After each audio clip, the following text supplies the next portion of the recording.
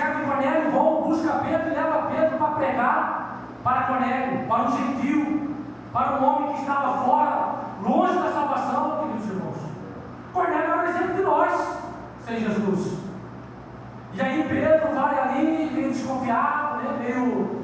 meio ali, chega ali, é recepcionado por Cornélio, pelos seus familiares e amigos íntimos, como diz a Escritura. E a Escritura diz que Pedro então começa a pregar o Evangelho para os gentios. E a Bíblia nos diz que eles foram batizados, queridos irmãos, foram batizados no Espírito Santo e falaram em línguas estranhas, e o nome do Senhor foi glorificado. Só que depois, queridos irmãos, o apóstolo Pedro teve que ir lá em Jerusalém justificar esta causa. Sabe por quê? Porque para os judeus aquilo era algo abominável. O judeu entrar na casa do gentil e pregar o Evangelho. Então, esse segundo tópico é bem claro, irmãos, que Deus, Ele sim, sempre desde o princípio, foi o maior interessado pela nossa alma. Não foi o apóstolo Pedro, não foi os judeus, não foi Jonas, mas sim, Deus que criou uma situação e enviou eles para pregar o Evangelho, né? E através de Pedro, através da ação de Deus, que Pedro que chorou ali aquela porta e falou: não, como que você chama impuro aquilo que eu purifiquei? E ali a alma se rendeu aos pés do Senhor, e o nome do Senhor foi glorificado, queridos irmãos. Está vendo, irmãos? Entenderam? Esse segundo subtópico praticamente é a palavra-chave desta lição de hoje.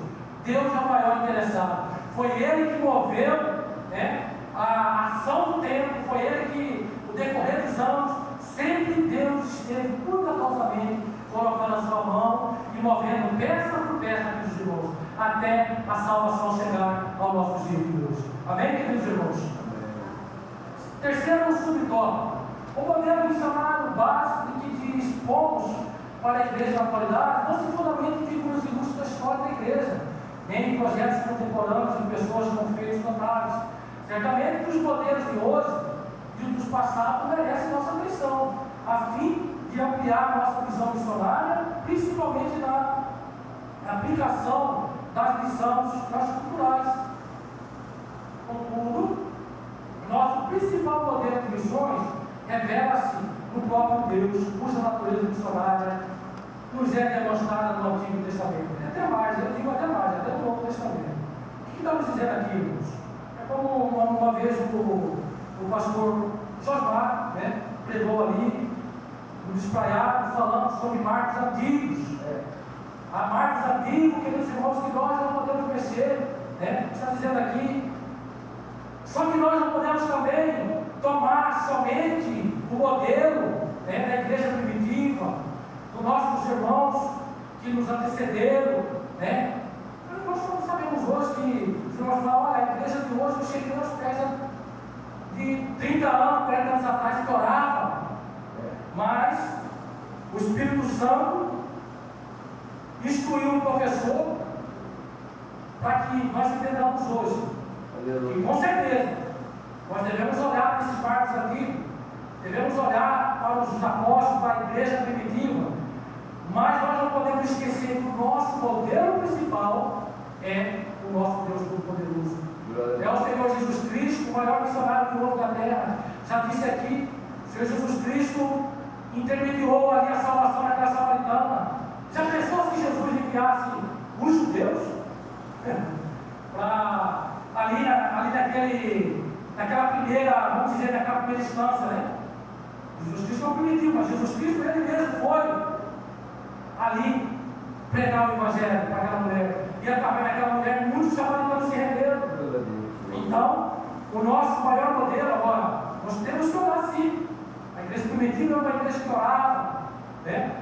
A igreja que os irmãos, a Bíblia diz lá em Atos dos Apóstolos, tinham comunhão, estavam no templo a todo momento, repartiam o pão entre si, havia temor entre as almas, e, por consequência disso, havia sinais e prodígios, meus irmãos.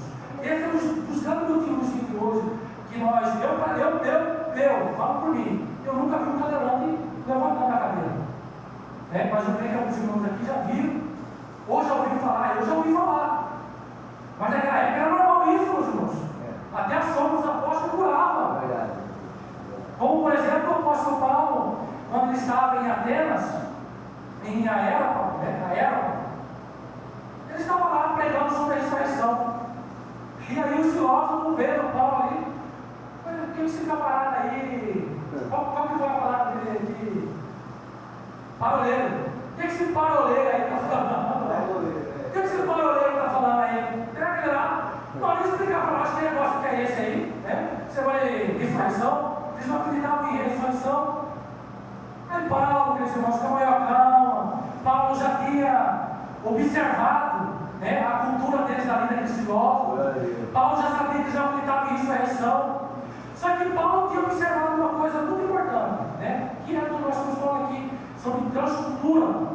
Paulo tinha observado que lá no altar desses filósofos, daqueles que não aceitavam, que não acreditavam em ressurreição, Paulo observou que tinha ali um altar levantado para o Deus desconhecido. Aqui que Paulo fala para ele, queridos irmãos, né? Veja que vocês são supersticiosos, né? Que ele viu que os altares deles ali tinha todo tipo de imagem, tudo. Mas Paulo falou, esse altar que vocês aí levantaram para esse Deus desconhecido, é esse Deus que eu estou pregando para vocês. É esse Deus desconhecido que vocês não conhecem. Eu conheço e estou apresentando para vocês, queridos irmãos. E as Escrituras dizem que muitos creram em Paulo, meus irmãos. Tanto que Damares, e deixa eu ver aqui o verso aqui. Glória a Deus. Lá no